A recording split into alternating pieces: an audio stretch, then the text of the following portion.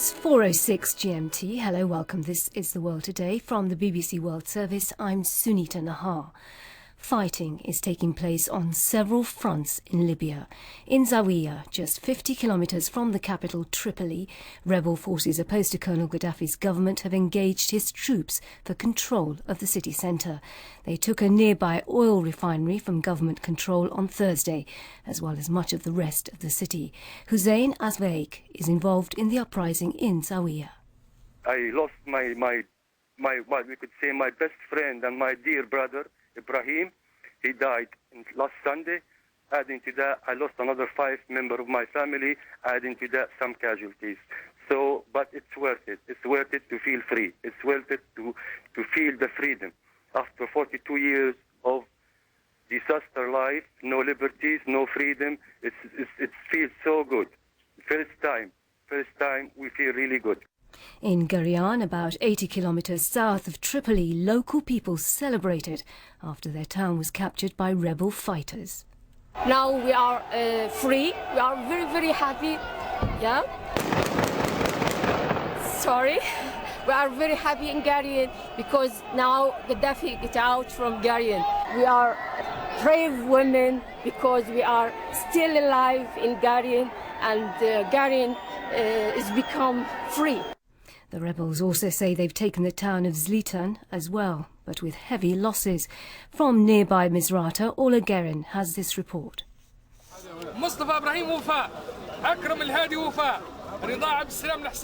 A roll call of the dead, lost in the battle for Zlitan.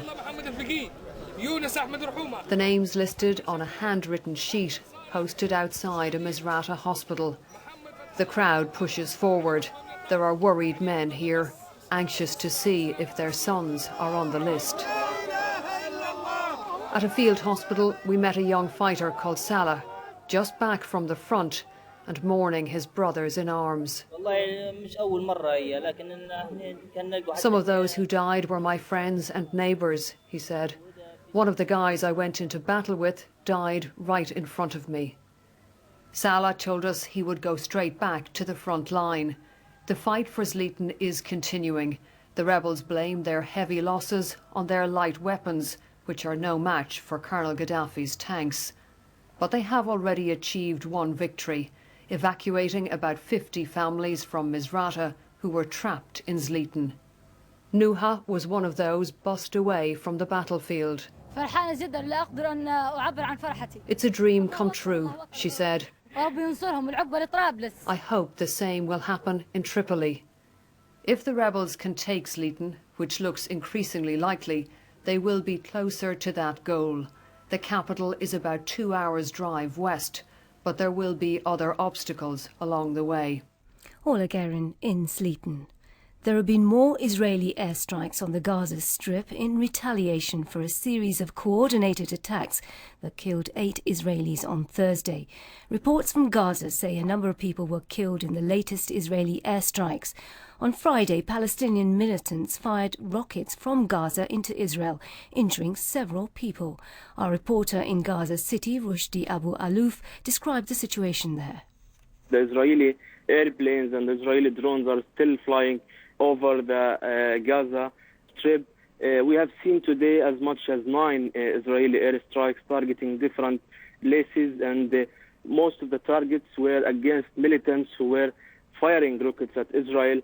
According to Israeli sources, about 25 rockets have been landed in different cities in Israel and injuring some people.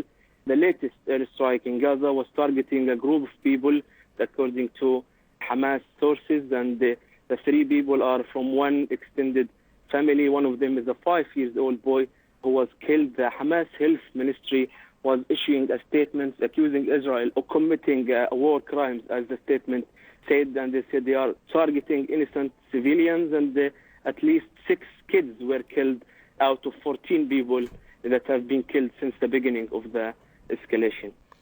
And reports suggest that Hamas is ending its 2-year truce because of these Israeli airstrikes. What can you tell us about that? I've been talking to different sources in Hamas, including the military wing. They said we are still studying the situation and we are still talking to other faction about this decision, but until now there is no final decision to end the ceasefire in Gaza. They said Hamas will not stay silent if Israel continue attacking Gaza. How worrying is this development then for Gaza? It was very, very worrying for the people of Gaza, especially because Israel has shut the main commercial crossing between Gaza and Israel since the beginning of the escalation. We have seen people queuing on petrol stations today, and people are trying to store some food. They have bad memories about this kind of tension and this kind of violence. They are still remembers that the days of the last war. So they are trying to store as much food as they could, and they are trying to store fuel as well. And as we've been hearing in the bulletin, there have been diplomatic consequences to the incident in southern Israel too. 5 members of the Egyptian forces were killed when Israeli troops pursued those responsible for the deaths of Israeli citizens near the Egyptian border. As a result, Egypt's now withdrawing its ambassador to Israel. I'm joined now on the line from Cairo by Shaima Khalil. Shaima, what more can you tell us about this announcement? Well, Sunita, the cabinet in their statement early this morning said that the Egyptian ambassador will be withdrawn until Israel investigates the deaths of the 5 Egyptian security personnel. The statement also says that Egypt holds Israel politically and legally responsible for the attacks. And of course, we have to remember that Sinai has always been a very sensitive area, and the Egyptian government has said that what happened is in violation of the Egyptian-Israeli peace treaty. Do you think it's also as a result of domestic anger that's led to this move? Well, absolutely. I mean, the anger has been mounting up for a couple of days now, and protesters have dismissed the statement, and numbers have grown outside the high security of the Israeli embassy in Cairo, and the numbers are set to be growing after the dawn prayer. Protesters called for the embassy to be closed and the ambassador to be expelled. Very, very loud chants, anti-Israeli chants. Israeli flags have been burned, but some are also now threatening a sit-in if their demands are not met. And Shaima, it's a remarkable turnaround from the pro-Israeli days of Mubarak, isn't it? Well, absolutely, and I've been speaking to some of the protesters who are at the demonstration outside the embassy, and they were saying to me, it's quite refreshing, even though it's very tense, it's quite refreshing because during the Mubarak days, we wouldn't have been able to do half of what we're doing now. So even though they're angry, they do realize that they're able to do something they haven't been able to do before. Shaima Khalil in Cairo, many thanks. Few countries operate at all in Somalia, let alone send their prime ministers there. So the visit of the Turkish Prime Minister Recep Tayyip Erdogan is being seen as a major boost to the country, which has been ravaged by civil war for 2 decades. The Prime Minister was there to highlight the severe drought that has struck Somalia and the Horn of Africa. He promised to build schools, build water wells, and to open an embassy to help distribute aid. He expressed regret that despite the suffering of the people of Somalia, no other country appeared to have a visible presence there. Tabii her iki kampta da özellikle yavruların, çocukların. We were deeply saddened by the situation of the children in the 2 camps we visited. We are here to hear your voice more closely. We are here with our ministers, deputies, businessmen, businesswomen, artists and NGOs. We want to let the world know about your situation with this visit. Actually, this is not a problem of Turkey. This is a problem of humanity. Our Africa editor, Martin Plaut, now looks at the significance of the visit. It's very unusual indeed. I mean, there have been a few visits by the Djiboutian president, but I mean, he's really seen as a regional player and a Somali himself in a way.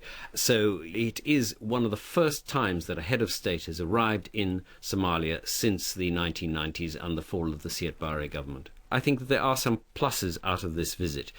First of all, the symbolic one. Secondly, they are going to put in some wells.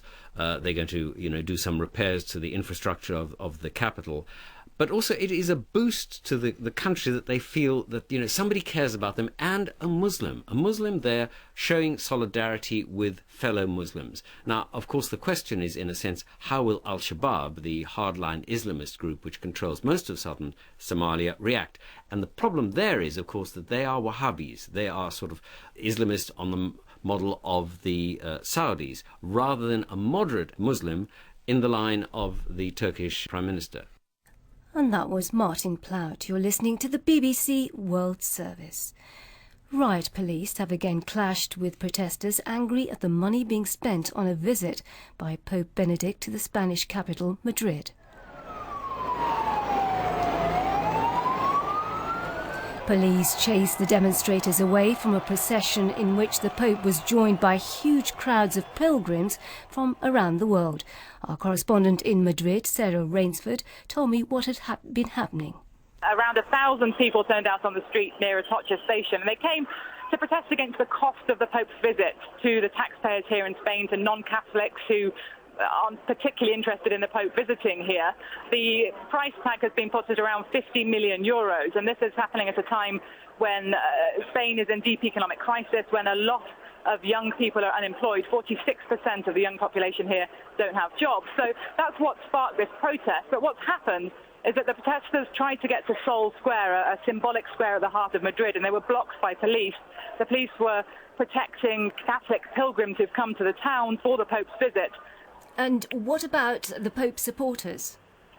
Well, the area that we're in now is a residential area. There aren't any of the Catholic pilgrims in this area, or certainly not that I can see. But when these protesters were marching through the high street of Madrid, Gran Via, I saw priests ushering pilgrims into side streets, rushing them away from the protesters because they were worried this could turn violent. The heart of this protest is a group called the Indignant, and they have always had a record of peaceful protest. But there's a lot of anger here at the cost of the visit, and particularly there's a lot of anger at police violence, baton charges against protesters on previous nights. And Sarah, how have the politicians reacted to the Pope's visit? Well, he's come here as the head of the Vatican, so he's been received as a head of state, and that's why the government says it, of course, is paying for the cost of security here. It's paying for the street cleaners and the extra emergency services staff who are on duty because of this visit. What the protesters are saying is that that's a huge bill that they're having to foot out of their own pockets, and that's what they're not happy about. That's why they're on the streets. But essentially, this has been a very positive visit. There have been hundreds of thousands of Catholic pilgrims brought to Madrid. The organisers point out that they've also brought quite a lot of money in here because they've been spending it in the shops. And on the whole, it is, for the Catholic pilgrims, an extremely exciting time to come face to face with the Pope. Sarah Rainsford. 2 years ago today, the Libyan man convicted of the Lockerbie bombing was released by the Scottish Government on compassionate grounds.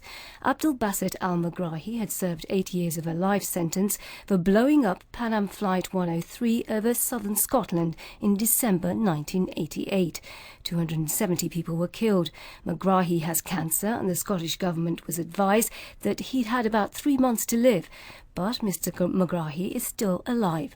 Our Scotland correspondent Colin Blaine reports. Opinions are deeply divided over the Scottish Government's decision 2 years ago to release the only man convicted of the Lockerbie bombing. The Scottish Justice Minister, Kenny McCaskill, accepted advice that Abdel Basset Ali Mohamed al-Megrahi was dying of prostate cancer and had about 3 months to live. Some campaigners believe Megrahi is innocent, but families of many of the Americans who died were strongly opposed to allowing him to return to Libya. Bob Manetti, who lost his son Rick, said Megrahi was freed to improve business links with the Libyans. Colin Blaine, you've been listening to World Today, coming to you from London.